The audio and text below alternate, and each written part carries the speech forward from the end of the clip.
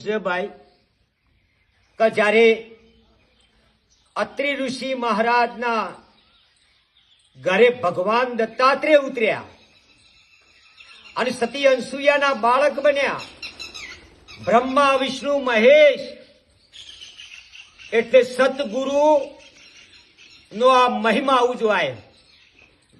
સાચા સતગુરુ દત્ત મહારાજ કહેવાય, ના કે ઘંટાલ ગુરુઓ.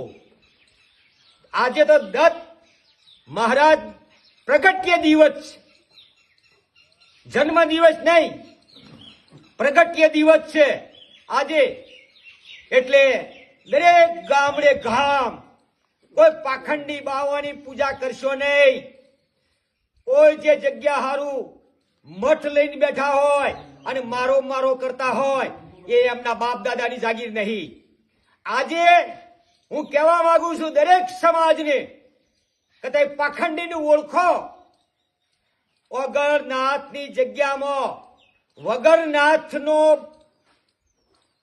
વગરનાથ નાથ વગરનો જો મગરનાથ બેઠો હોય દેવ દરબારમાં અને મગરનાથનો ચેલો છડી મઠની અંદર બેઠો હોય અજગરનાથ, તો આ લોકો તમારું ભલું કરશી નહીં.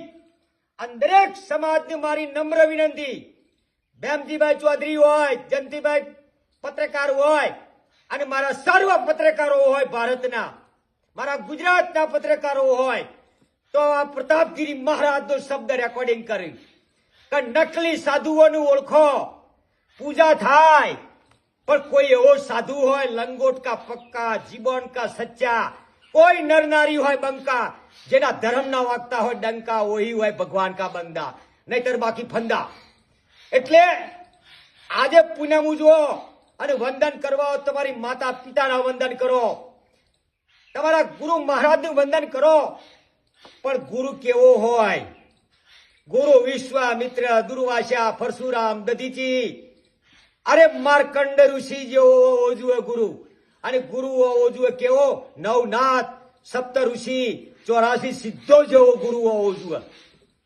પણ આજ આ પાગલોને ખબર નહીં પડતી કે ગુરુનું પૂજન એટલે હું, ગુરુ કોને કહેવાય એ જ ખબર નહીં પડતી. ગુરુમાં 3 ગુણ હોય, સતો ગુણ, તમો ગુણ ને રજો ગુણ. અને ગુરુ કોઈ સ્વાર્થી ના હોય, કોઈ લોભી ના હોય, કોઈ લાલચુ ના હોય, કોઈ ઈર્ષાળુ ના હોય. ગુરુ કેવલ પરમાર્થી હોય. ગુરુનો હાથ કદી ભીખ માંગવામાં ના હોય. ગુરુનો હાથ તો સદાયના માટે દર હોય. બોલો અગળ મહારાજ કી જય, બોલો ભોલેનાથ મહારાજ કી જય, બોલો પ્રતાપગીરી બાપુ કી જય.